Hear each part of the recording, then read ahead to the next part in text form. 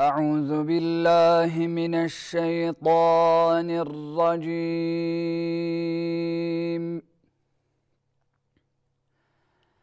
بسم الله الرحمن الرحيم.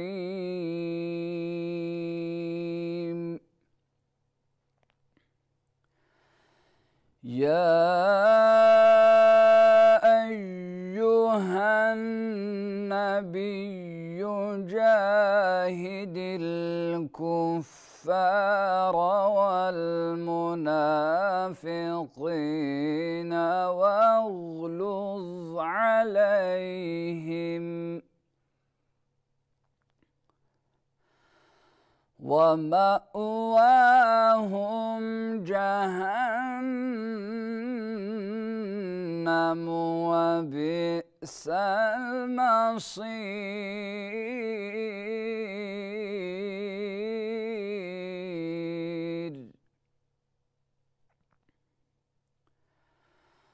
ضرب الله مثلا للذين كفروا امرأة نوح وامرأة لوط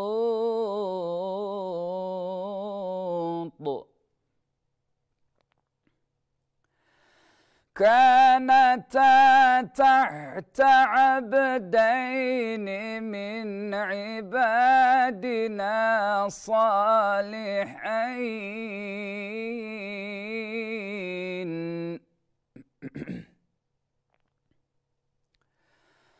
كانتا تحت عبدين من عبادنا صالحين فخانتاهما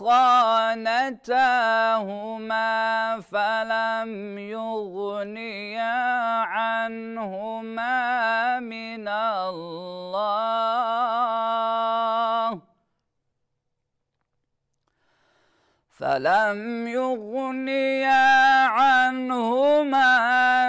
الله شيئا وقيل ادخلا النار مع الداخلين.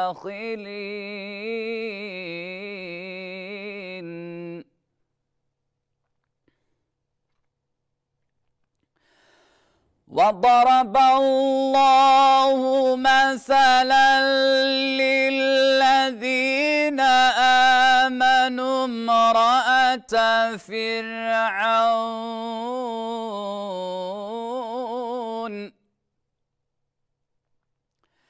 إذ قالت رب ابن لي عندك بيتا في الجنة ونجني من فرعون وعمله ونجني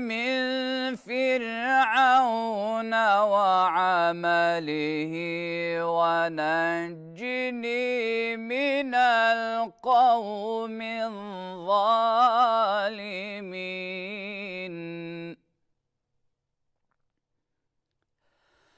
ومريم ابنة عمران التي أحصنت فرجها فنفخنا فيه من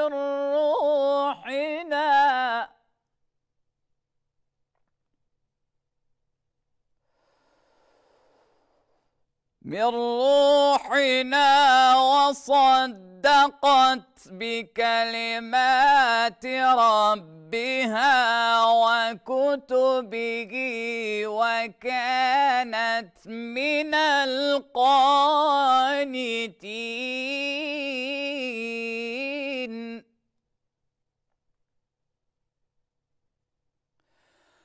ومريم ابنة عمران التي أحصنت فرجها فنفخنا فيه من روحنا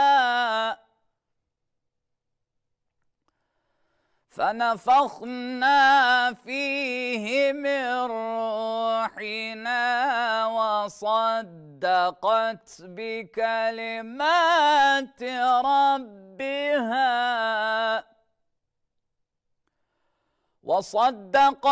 بكلمات ربها وكتبه وكانت من القانتين.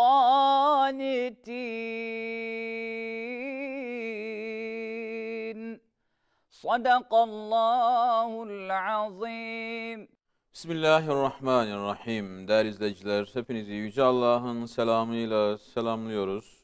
Bu Ramazan ayının artık ilk saatlerinde bu mübarek ayın hepinize hayırlar getirmesini umuyoruz. Rabbim şu mübarek ay vesilesiyle inşallah tüm Müslümanların sıkıntılarını hafifletir, onları her türlü zorluklardan kurtarır ve bu mübarek bereketli ayın bütün feyizlerinden en güzel şekilde istifade etmeyi nasip eyler. Evet, şu sahur vaktinde, şu bereket vaktinde inşallah muhterem Mehmet Göktaş hocamla evlerinize konuk olacağız.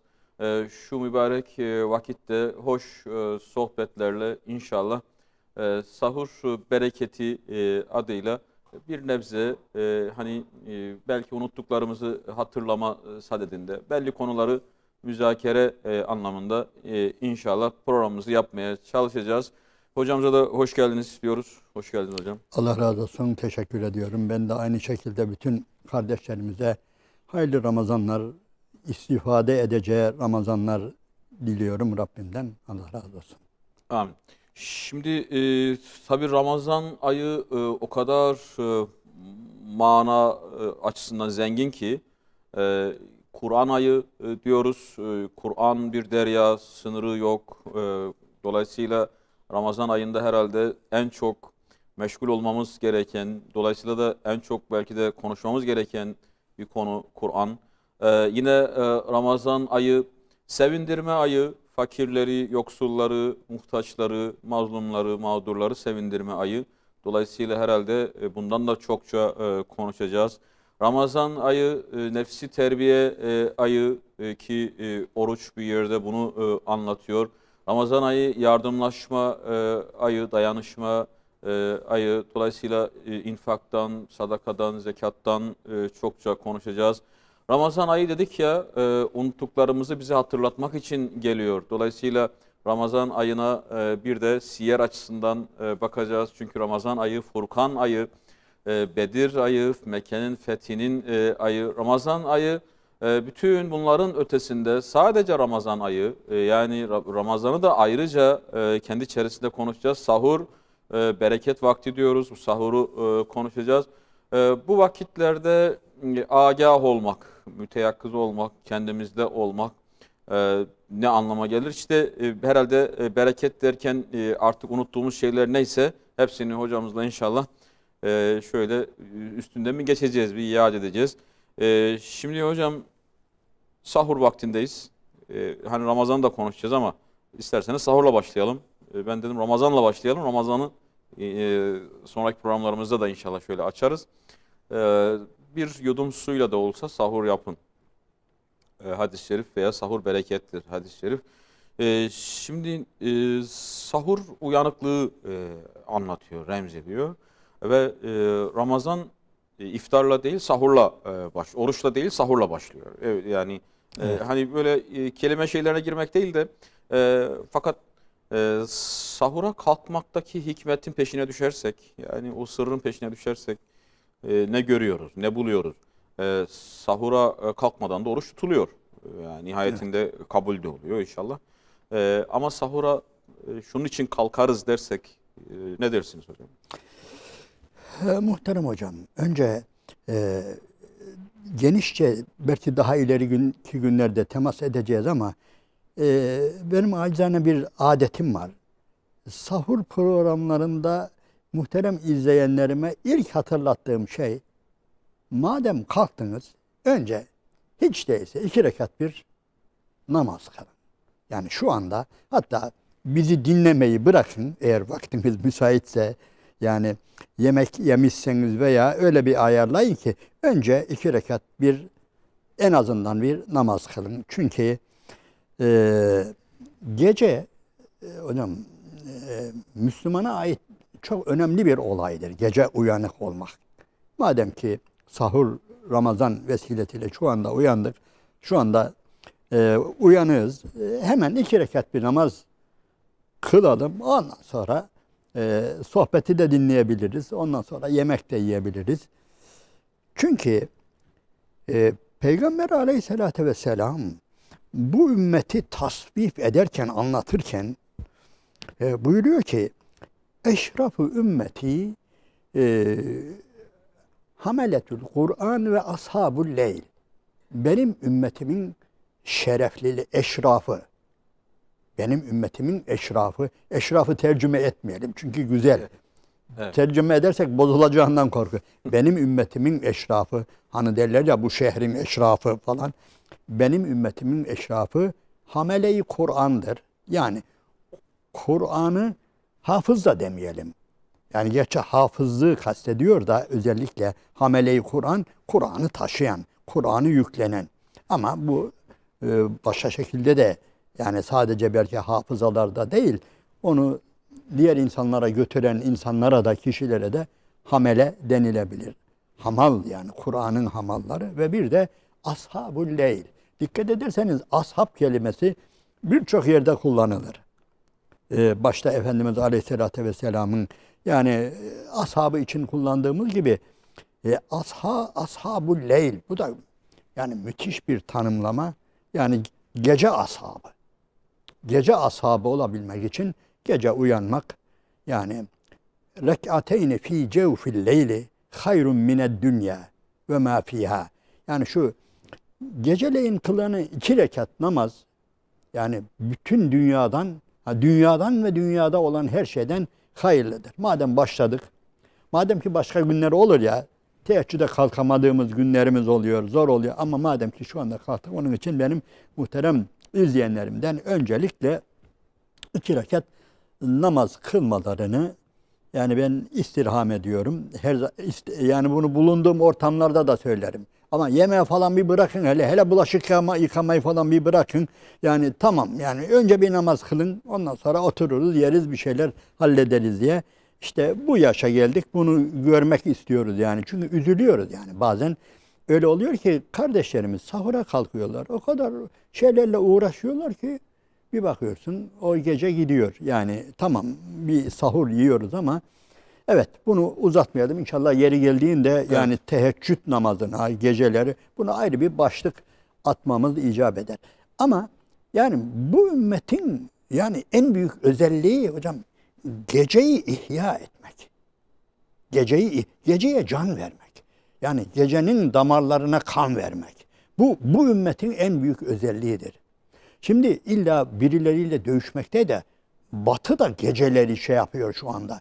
Yani ışıl ışıl her yer. Yani farıl fırıl diyelim yani falan. Ama bizim gecelerimizde tabiri caizse ben öyle düşünüyorum. Bizim gecelerimizde ışık, nur gökten aşağıya iner. Onların gecelerinde yani işte o yanar döner yaldızlarla bilmem şunlarla bunlarla dışarıya çıkmaya çalışır. O da ayrı bir olay. Onun için bu bizim bazı şeyler artık yani 1400 yıl geçti. Benim görebildiğim kadarıyla yani gerçekten bazı şeyler bu İslam'ın şiarı olarak dünyaya yansıdı ve kabul gördü. Yani bizim dışımıza. Yani ben şunu demek istiyorum. Ramazan bize gelmedi şu anda. Ramazan'dan inanın bütün dünyanın haberi var. Ramazan'dan, sahurdan, iftardan yani böyle kıyıda köşede gizli bir İslam'ın geleneği bir adeti değil. Yani İslam'ın şartı diyoruz ya. İslam'ın şartından da öte şiarı olmuş. Alameti farikalarından. Müslüman denilince onların bir de 1 aylık bir Ramazanları var. O Ramazan'da şunlar olur diye bizim dışımızdaki bütün dünya bunun farkında. Yani sahurun da farkında, şeyin de farkında, iftarın da farkında. Yani ben bunu izliyorum yani. Hatta eğer dikkat ederseniz dünyanın çok yerinde Müslüman olmayanların iftar programlarına iştirakleri var yani. Bunu görüyoruz. Medyaya yansıyor, yansımıyor. Yani gayrimüslimlerin diyelim. Gayrimüslimlerin yani İslam'ı tanıdıkları özelliklerinden birisi de Ramazanımızdır, orucumuzdur, iftarımızdır, sahurumuzdur, teravihimizdir. Bu artık bizimle özdeşleşmiş, bizi dünyaya yansıtan yani şiarlarımızdır. Allahu Teala inşallah bunların içini doldurmayı, hakkını vermeyi bizlere nasip ve müyesser eyle. Amin. Şimdi sahur diyorsunuz ki 2 rekat namazla başlamalı. Yani madem ki nasip olmuş, Ramazan ayına kavuşmuşuz, erişmişiz.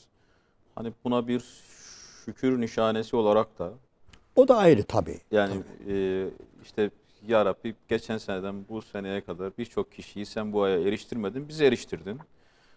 Dolayısıyla ben de buna ayrıca bir şükür olarak 2 rekat namaz. Şimdi sahurla niyet, hani sahura kalkmak bir yerde niyet de sayılıyor. Yani evet. Fıkıh olarak. Eskiden İslam coğrafyalar şu anda da hani Afganistan diyoruz, Yemen diyoruz, Suriye diyoruz, Afrika diyoruz ve hakeza. Açlıkla boğuşan çok coğrafya var ama şöyle vasat olarak baktığınız zaman artık böyle yiyeceğin sıkıntı olmaktan yani nasıl açlık bakımından yoksulluğun biraz daha aşıldığını görmek mümkün. Yani sahurda ne yiyecektik, iftarda ne yiyecektik, ne bulacaktık kaygısı biraz daha azalmış. Yani özellikle bu coğrafya için söyleyelim. Daha azalmış bir şey. Şimdi tersi başlamış. Yani acaba şunu mu yesek, bunu mu yesek? Yani şunu mu hazırlasak, bunu mu hazırlasak? Ya Ramazan geldiği zaman bu ülkenin haber kanalları, medyası sanki bir yemek ayına girmişiz. Hangi yemek yenmeli? Hangi yemek işte sahurda yenirse daha dinç tutar, daha tok tutar? İftarda hangi yemek yenirse vücuda şöyle olur, böyle olur.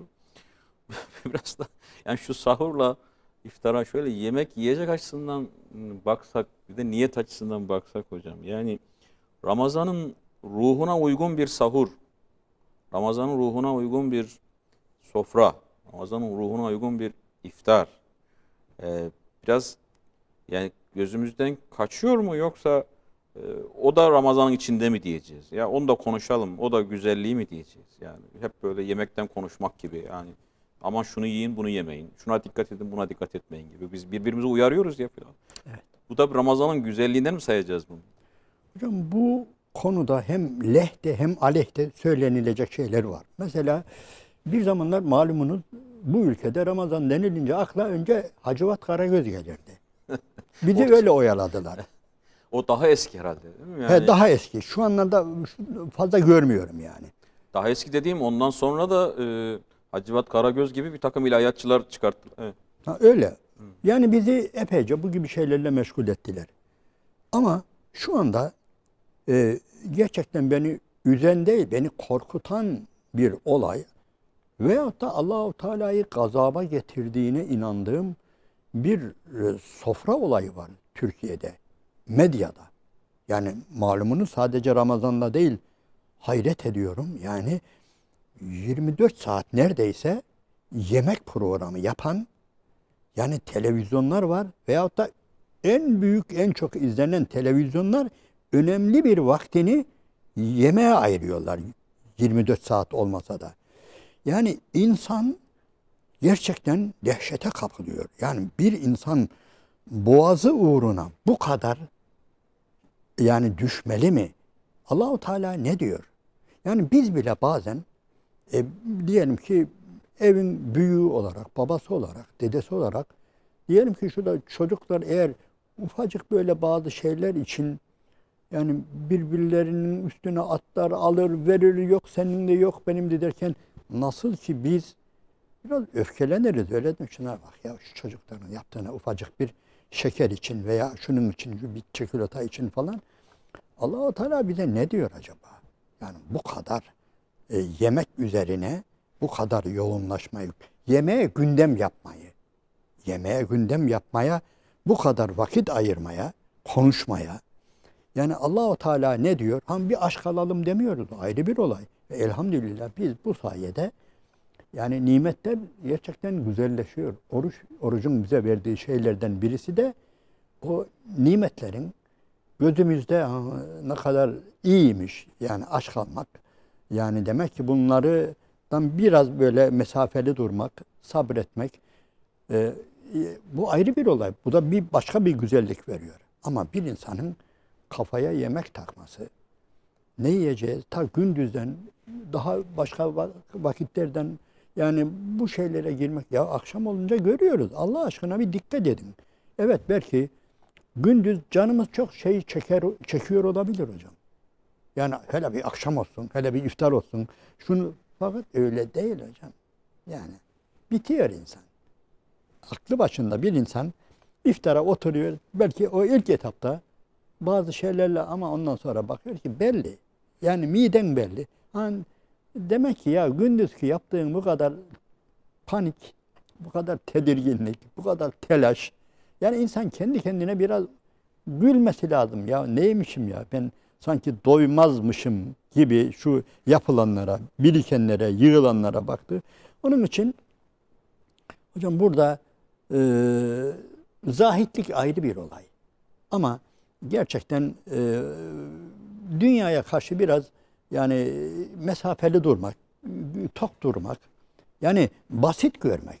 Ya yiyelim, ben yemeyelim demiyorum yani, yiyelim ama hiç de gündüzki planladığımız gibi de yiyemiyoruz ha, onu da söyleyeyim hocam. Bakın isterseniz deneyin, yani hasta falan değiliz, yiyebiliriz ama belli.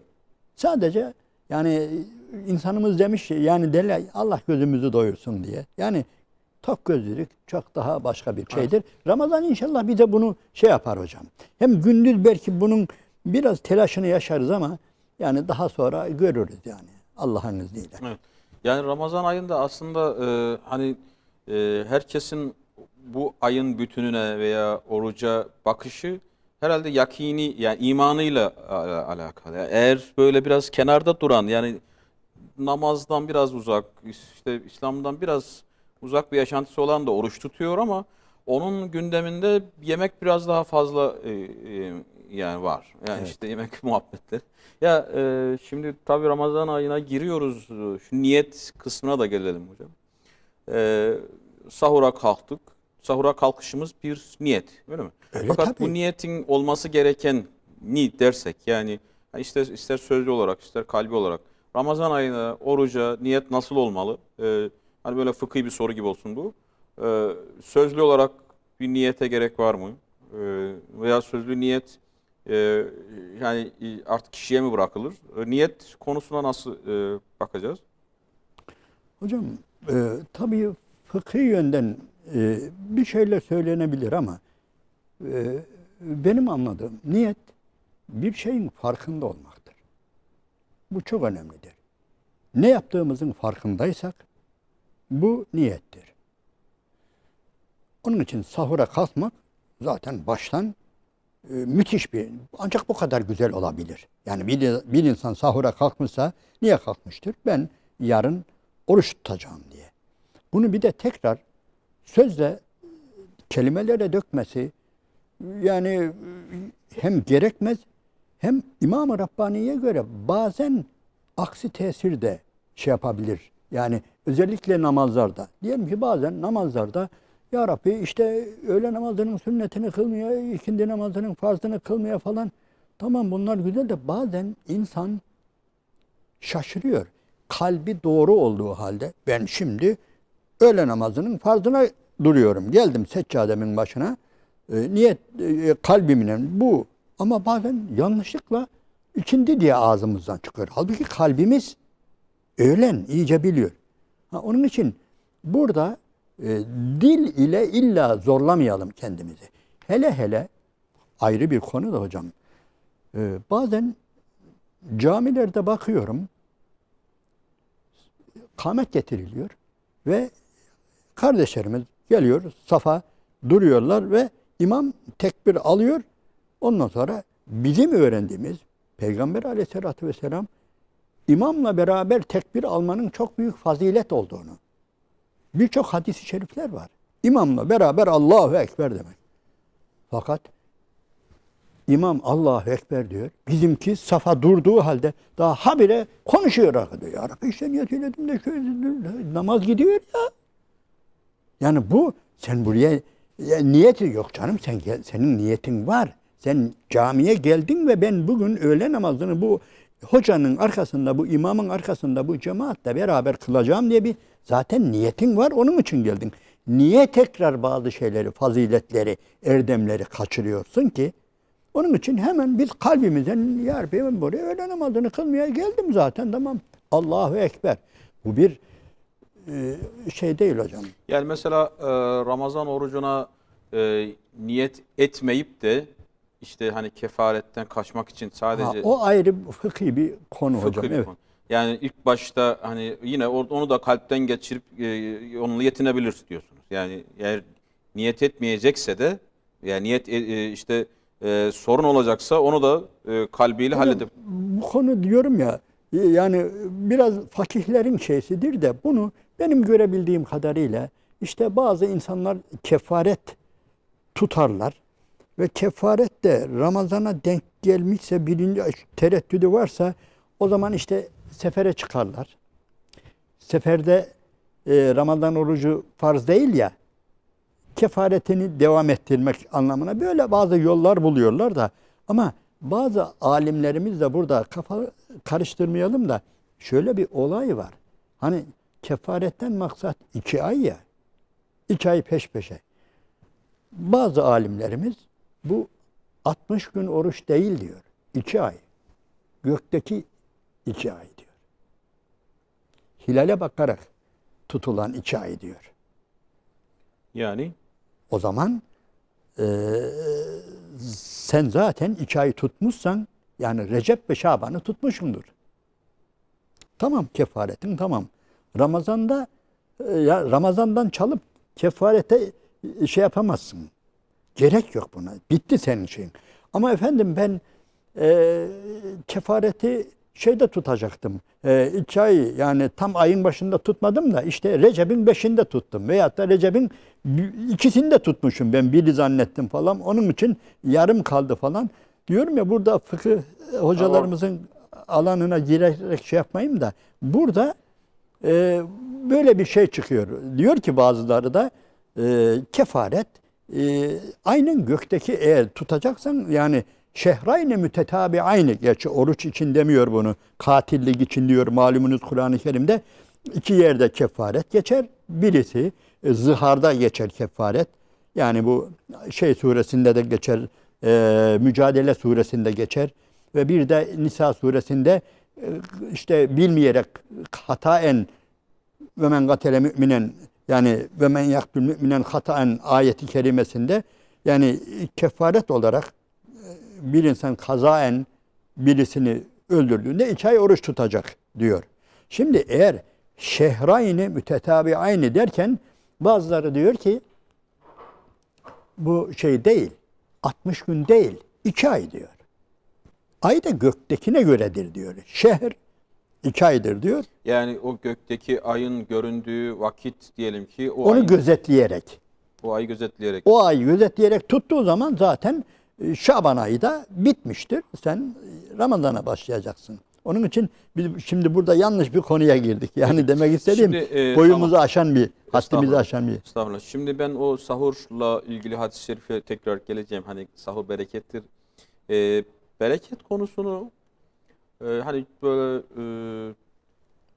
bazı kavramlar var ki konuşmadığınız zaman dilde telaffuz edildiği halde muhtevası anlaşılmıyor. Muhteva anlaşılmadığı zaman kıymeti idrak edilmiyor. Mesela şu an gençlere mesela eskiden bereket herkesin dilinde olduğu için işte Allah bereket versin, bereket kılsın veya mübarek olsun filan. Şimdi o artık maddeci bir dil algısı yerleşiyor.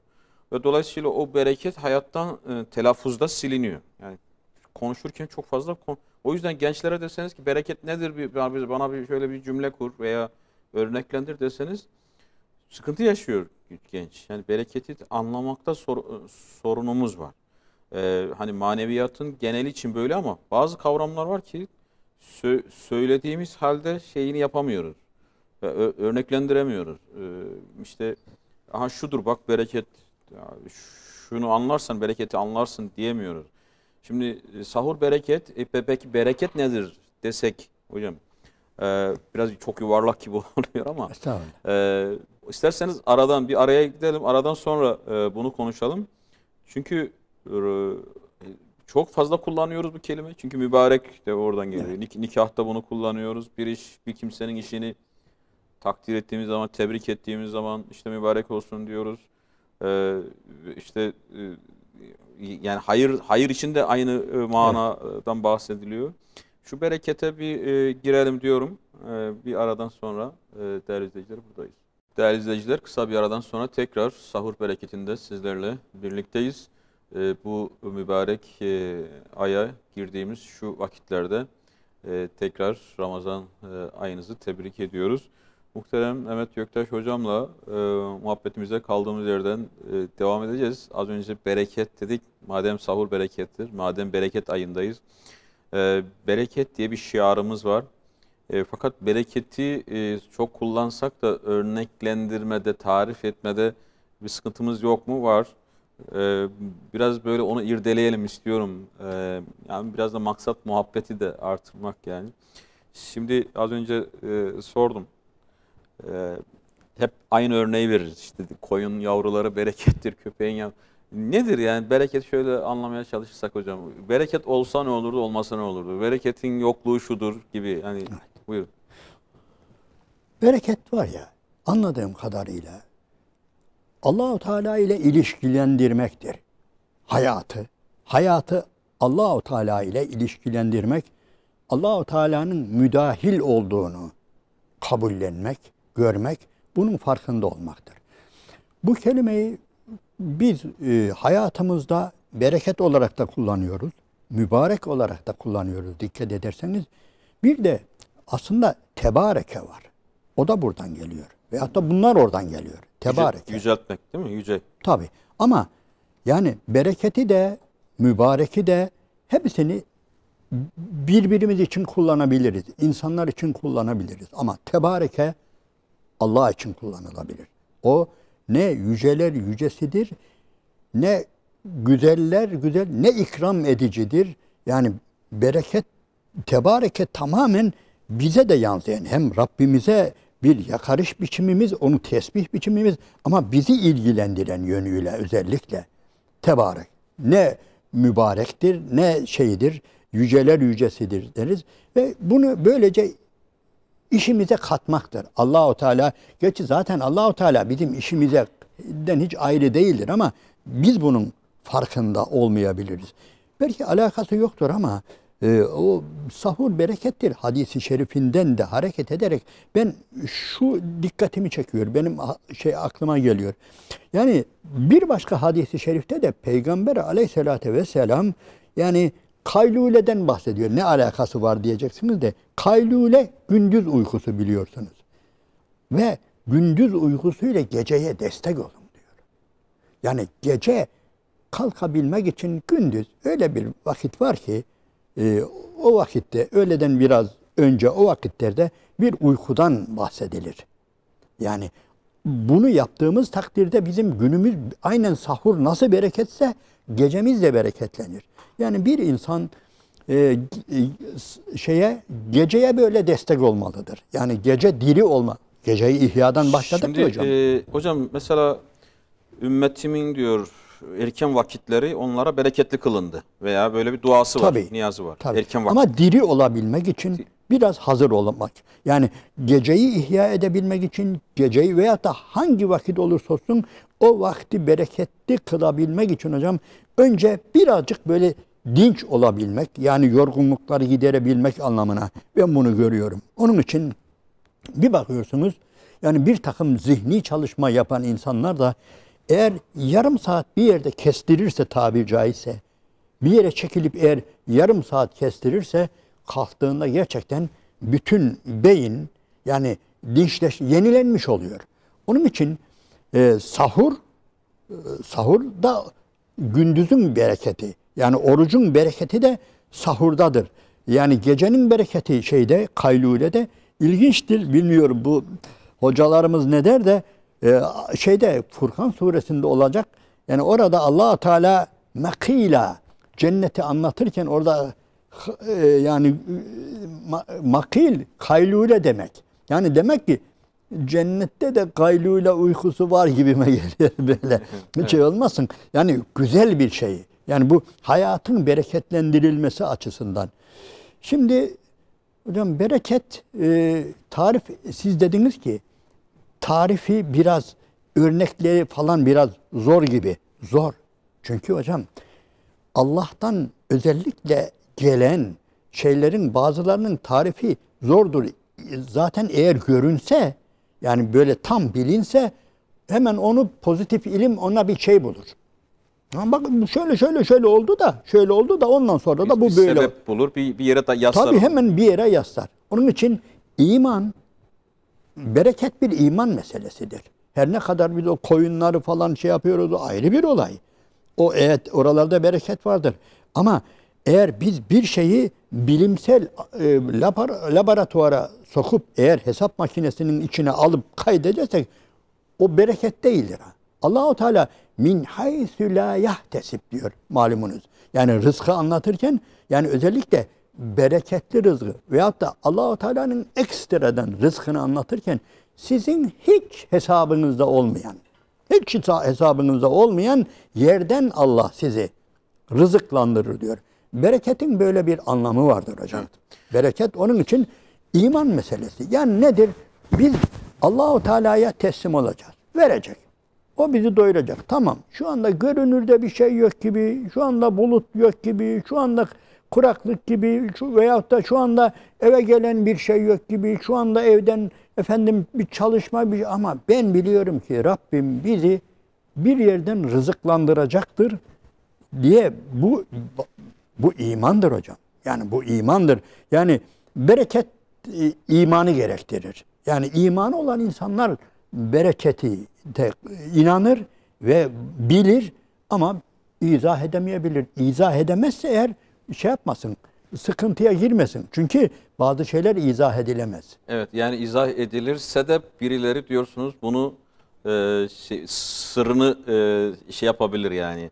Böyle çözüp sanki bakın biz şeyini bulduk filan diyebilir, değersizleştirebilir diyorsunuz. Yani pozitif ilme yapar. İşte bu şöyle oldu da işte falan yerden rüzgar esti, falan yerden bulut geldi. Onun için buraya yağmur yağdı.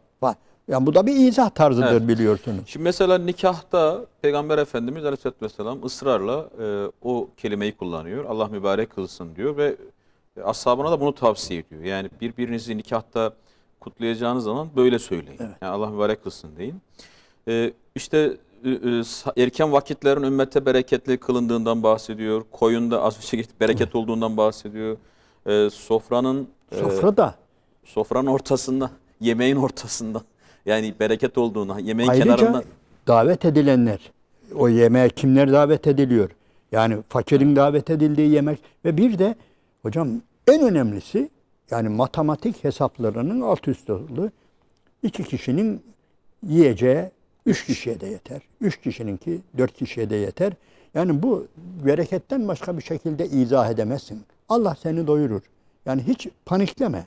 Yani o Allah-u Teala doyurur yani. Eğer sen biz 2 kişiye ısmarladıydık bunu. Hayır, 3 kişi de yiyebilir. Bal gibi de doyabilirsin. Eğer berekete iman etmişsen Allah-u Teala'nın bu şeysini. Yani bereket aslında ölçüyü, tartıyı, artık ne kullanıyorsak, neyle alıyorsak bir şeyi, neyle ölçeklendiriyorsak onu aşan bir şey. Oraya ilahi bir müdahale aslında. Aynen öyle. İlahi bir müdahale. İlahi bir müdahale. Yani 2 kere 2'nin 4 etmediği yer. Öyle. Yani bunu nasıl yapar? Biz ona karışmayız. Bizim midemizi mi küçültür, gözümüzü mü doyurur, sofradaki nimetimi artırır ama yapar. Öyle veya şöyle bizi doyurur Rabbimiz. Bunun adı berekettir. Dediğim gibi tek şekilde yapamayız. Mesela bazıları hadis-i şeriflerde falan da var da Peygamber Efendimizin mucize demeyelim de Rahman'ın nimetleri bazen suyu çoğaltıyor, hurmayı çoğaltıyor falan. Bazen öyle olur. Bazen de söylediğim gibi yani izah edemeyiz. Ya gönlümüzü doyurur ya kalbimizi doyurur. Ya bir şey yapar bize ama biz doyarız ve biz Rabbimizden razı oluruz ve bunu da elhamdülillah dile getiririz. Bizden istediği budur. Elhamdülillah deriz biz. Evet, bununla ilgili hani birçok hadis-i şerif var. İşte Efendimiz Aleyhisselatü Vesselam'a verilen mucizelerden bazıları, bazı sahabelere diyelim ki işte ekmek olarak veya yemek olarak Aleyhisselatü Vesselam'ın işte o mucizesi ona eriştiği zaman sürekli onu yiyorlar. Hiç tükenmiyor. Ama ne zaman ki ölçüyorlar, ne zaman ki sayıyorlar, Evet. o zaman bitiyor. O zaman yani bereketle saymanın, ölçmenin burada çok da doğru orantılı olmadı. Ters Bağdaşmadı. bağdaşmadı ortaya. Hocam ayet değil, hadis değil de günah olmasın. Evet. Yani konuyla alakası yok gibi de yani dervişin biri bir yere oturmuş böyle tenha bir yerde böyle dere kenarında böyle elinde tesbihi böyle zikir çekermiş. Yani böyle durmadan la ilahe illallah, Allahu ekber, subhanallah, estağfurullah. Bu arada kızın biri böyle telaşlı gidiyormuş. Ondan sonra böyle koltuğu şeyden de elbisesinin içi de böyle elma doluymuş herhalde. Nereye gidiyorsun demiş herhalde, tanıdım. İşte nişanlımla buluşmaya gidiyorum demiş. Nişanlıma gidiyorum falan. Ne işte elma götüm. Ondan sonra saydın mı kaç tane demiş. Kız şöyle öfkelenmiş bakmış. İnsan sevdiğine götürdüğü elmayı sayar mı demiş. Aptal demiş. Gitmiş. Bizim derviş şöyle durmuş. Elinde tesbih, hemen tesbihi kırmış. Atmış. Evet. Yani bu belki dediğim gibi ayet değil, hadis değil ama yani bu bir bereket. Ya bu sayamazsın. Çünkü ve in tauddu nimetallahi la tuhsuha. Allah'ın nimetlerini saymaya yeltendiğiniz zaman asla sayamazsınız diyor. Onun için yani sayamamanın şeysinde altında sayamazsın. Onun için saymayın da. Gerek yok. Saymayın, sayamazsınız ve saymaya çalışmak da yani gerçekten söylediğimiz gibi yanlış bir şeydir. Biz hamdimizi, şükrümüzü edeceğiz. Bize düşen budur yani. Evet. Yani bugün modern dünya işte pozitif, her şeye pozitif bakan, her şeyi deneylerle izah etmeye çalışan, ispatlamaya çalışan dünyada bereketin yani şimdi bizdeki izah edilmemesiyle onlardaki izah edilmemesi birbirinden farklı şeyler. Değil mi? Biz inanıyoruz ona fakat izah etmekte zorlanıyoruz. Onlar inanmadıkları için zaten izah etmiyorlar. Yani onlarda bereket diye bir şey yok. Fakat bizim içinden geçtiğimiz eğitim sistemi komple işte modern bir eğitim sisteminden geçiyoruz. İşte pozitif bir eğitim sisteminden geçiyoruz. Bize de sanki böyle bir şeyi öğretiyor. Yani deneylerle ispatlanmayan, ne bileyim 2 kere 2'nin 4 etmediği şeyleri çok da böyle hani konuşma. Yani şeye gerek yok yani. Bunların üzerinde durmayın gibi bir. Fakat çarşı pazar hep bereketle dönüyor. Veya tarımla uğraşanlar dillerinde hep bereket var. İşte yani toprağa bir şey ekiyor. Oradan bir bereket görüyor falan. Dolayısıyla kazanç veya bir şeyi elde etme ister istemez bereketi kullanmamızı gerekiyor. Yani bereket kelimesini veya mübarek kelimesini kullanmamız gerektiriyor. Ben şimdi sahurda bereket vardır deyince hani sizin o ilk başta söylediğiniz yani ne olacağını bilemeyiz. Yani biz sahurda belki bir su içeriz ama normal zamanlarda o su herhalde işte vücutta belli yerlere faydası varsa belki de Ramazan ayında sahurda içtiğimiz o su başka bir etki yapacak. Yani işte zemzemin farkı gibi mesela. Evet. Yani zemzemi de çok böyle hani farklı bir su değil, normal içtiğimiz su ama etkisi farklı. Evet. O zaman bereketi imanla ilişkilendirmeye devam edeceğiz. Her ne kadar imanın şartları içerisinde işte bereketi söylemiyorsak da bu imanın görünmeyen şartlar içerisinde hayatımızın içinde var. Hayatımız içinde olan bir şart. Öyle. Şimdi bereket dedim buradan hani tekrar o Ramazan'a dönerek hani Ramazan ayının başında herkes bir tavsiye bekler. İşte bu tamam işte hocamız çıkmış televizyona bir şeyler söyleyecek bize ve biz onun söylediklerini yapacağız. Şimdi böyle deseniz ki ya zaten biliyorsunuz. Yani burada ekstra söyleyecek bir şey yok. Oruç tutacaksınız, işte namaz kılacaksınız falan. Fakat şöyle Ramazan'a bizim özel tavsiyelerimiz olsa hocam. Yani bu ay geldi, tamam, kavuştunuz, eriştiniz. Bu ay özellikle şunlara dikkat edin. Özellikle şunları yapın. Kendinize şöyle bir program yapın derse öyle çok uzun şey yapmadan böyle sayarsak böyle tavsiyeleriniz ne olur? Yani Ramazan ayına girerken, yok şu ilk sahur vaktinde, şu ilk bereket vaktinde bu ayda şunları yapacağım veya şunları yapın dersek ne dersiniz? Muhterem hocam, büyük konuşmayalım. Ben küçük vakitlere biraz daha önem verilmesi gerektiğine inanıyorum. Küçük vakitlerin değerlendirilmesine. Diyelim ki ben yarın ne yapacağım? Önemli bir projemiz olabilir. Yarın işte şuraya gideceğim, şu işi yapacağım veyahut da yarın şu kitabı şu kadar bitireceğim, okuyacağım, şunu yapacağım. Bunlar biraz daha günün içerisinde saatleri alan önemli meseleler. Bunu herkes yapabilir. İşi var, gücü var, görevi var. Bunu kendi bilir. Ama benim acizane tavsiyem çok küçük vakitler var ya hocam. Onları değerlendirmek. Zaten eğer küçük vakitleri değerlendirebilirsek büyüğünü değerlendiririz. Mesela nedir? Yemeğe akşam ne kadar var, ne şey var? 5 dakika.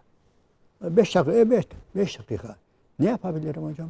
Ben 5 dakikada en azından 100 defa estağfurullah, estağfurullah, estağfurullah. Bunu diyor. Başka veyahut da efendim ben bir tebareke okuyabilirim. Veya şunu yapabilirim. Veya şu duayı. Bunlar böyle basit. O 5 dakikayı dikkat edin. Veyahut da bunu sadece şey için değil.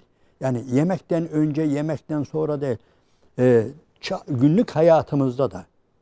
Bunu ben çok dile getiriyorum. Kardeşim ne yapıyorsun? Bir hayatını anlat hele. İşte hocam ben sabahleyin erkenden kalkıyorum.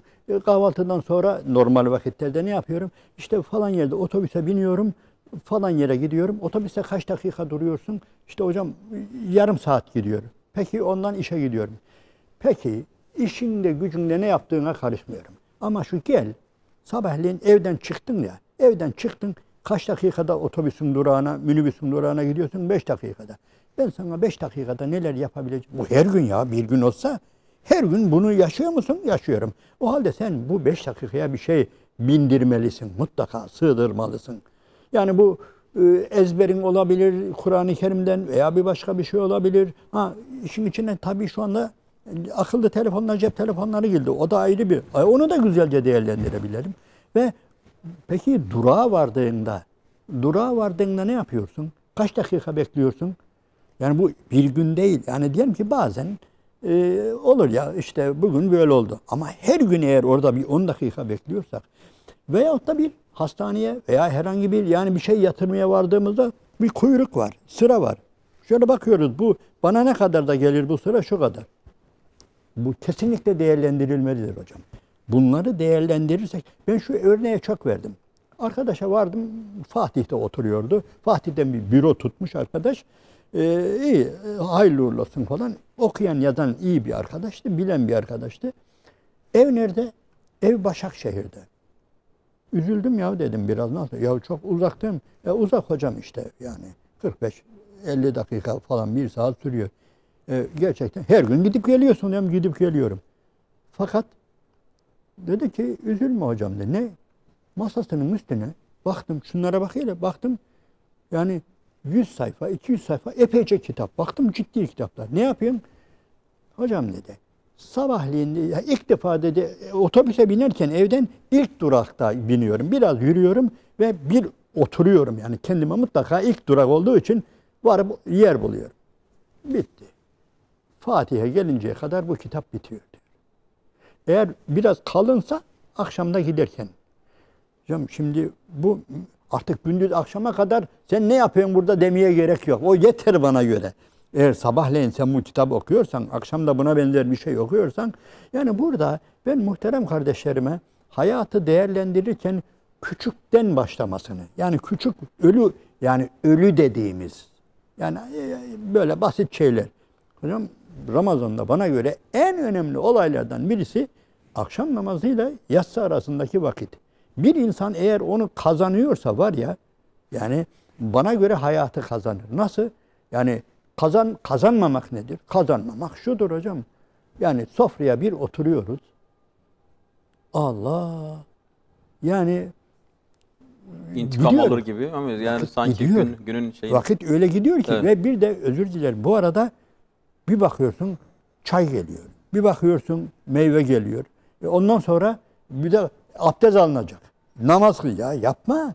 Yani bir de Allah için şu Ramazan'da yani hiç değilse ya zaten bu abdesti sen alacaksın. Akşam namazı için. En iyisi abdesti önceden bir al. Otur hazır bekle. Ondan sonra baştan sağmak değil de şöyle baktın. Eğer yemek hafiften sıcaksa şeyse yani önce bir namazını kıl.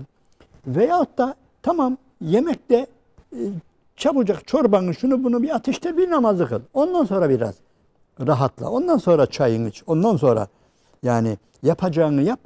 Göreceksin. Hocam ömrün bereketi budur ya. Bir insan eğer ömrünü iyi değerlendirmişse bu bereketlidir. Yani şimdi 53 yaşında mı vefat etmiş İmam-ı Gazali? Hocam al eline kalemi, kitaplarınız şöyle yığ. Buna ne kadar şey yapmış. Hatta malumunuz İmam-ı Gazali bir rivayete göre bilmem kaç yılına kadar da kitapta yazmamış. Hep okumuş, dinlemiş, şey yapmış. Ondan sonra şimdi akıl almıyor. Bu çağda bu adam bu kadar kitabın nasıl yazdı diye. Bu nedir? Bu ömrünün bereketi hocam. Öteki de 90 yaşına kadar varmış daha habire yani bilmiyorum bir şey de yaptığı yoksa yani bunun ömrü uzun olsa ne olacak? Kısa olsa ne olacak yani? Önemli olan bereketlendirmek. Zaman da böyle. Zamanın kısa bölümlerini de böyle değerlendirmek. Hayatın her şeysi hocam geliyor berekete dayanıyor yani. Bereket Evet. ayrı Yani bir bu olay. Ramazan ayının her bir dakikasını böyle değerli görüp onu bir şekilde ibadette, sevapta, hayır hasenatta. Kur'an-ı Kerim'e, hayra, hasenata Hayır. öyle. Yani bunu yazıyorum bazen bakıyorum hocam otobüslere bakıyorum hele benim kasabamda veya tanıdığım bazı otobüsler var. Bazı güzel insanları tanıyorum. Varıyorum ki sabahleyin tek koltuklar var ya o koltuğa oturmuş. Yanına kimse de oturamıyor. Onun ağzında da maskesi var biliyorum elinde de tesbihi var. Varana kadar. Ben bakıyorum bazen sohbet etmek istiyorum. Şöyle ağzı kıpır diyor. Ben buna engel olmayayım diyorum. Selam verip geçiyorum. Değerlendiriyor. Yani insanlar aklı başında olan insan sadece tabii zikir değil, fikir değil. Başka şeyler değerlendirenler de var. Daha güzel, daha üst seviyede değerlendirenler var. Hele hocam bunu Ramazan olunca biliyorsunuz zaten sükut ettiğimiz vakitte bile zaten sevap metremiz işlediğine göre eğer bunu bir de Kur'an'la, zikirle, güzelliklerle değerlendirdiğimiz zaman Allah'ın izniyle neler olmaz neler olmaz. Yani Ramazan'da özellikle şu sosyal medya iştahımıza, şehvetimize ona da biraz böyle oruç tutturmak. Şimdi bunu belki biraz diğer programda bunu konuşalım Başka bir ama programda. diğer programa bırakalım bunu. Evet. Yalnız şunu diyeceğim yani ya o değerli vakti kalkıp da 5 dakika bile olsa, 10 dakika bile olsa yani Instagram başında şeyleri takip ederek harcarsak yani veya diğer artık ne varsa bu o geri gelmiyor. Yani o vakit geri gelmiyor. O Instagram bir şekilde geri gelir. Yani YouTube bir şekilde yarın tekrar açılır ama o vakit geri gelmiyor. Gelmiyor. Şimdi şu Güzel bir tespit hocam. şu sahur artık ilk sahurun programın da sonuna geldik. Tavsiyelere devam edelim istiyorum. Bunu bir tavsiye olarak görüyoruz hocam. Yani Evet. bu vakitlerin en kısa görülenlerini bile belki bir durakta 5 dakika 10 dakika beklemeyi, otobüste giderken veya diğer Sofranın başında beklemeyin. sofranın başında beklemeyi. Yani bunları nasıl olsa geçecek ya işte dişimi sıkıyorum falan öyle değil de zikir çekebilirsiniz az önce yani bir kitaptan bir şeyler okuyabilirsiniz. Bir dua edebilirsiniz. Ezberinizdeki bir sureyi okuyabilirsiniz. Ne bileyim yani veya günah işlemeyecek şekilde sükût edebilirsiniz. Evet. Dedim. Veya Yani, hayır söyleyebilir. Ve hayır- Birilerine Tefekkür eğer edebilirsiniz. bizi dinleyenler varsa Evet. yani onlara da güzel şey yapmak yani nasihatta bulunmak. Bu da ayrı bir sevap. O davet konusuna girer zaten. evet. Allah razı olsun. Yarın inşallah devam edeceğiz kaldığımız yerden. Değerli izleyiciler ilk sahur bereketinin bu şekilde nokta alıyoruz. Muhterem Mehmet Göktaş hocamla inşallah devam edeceğiz gelecek sahur programında da.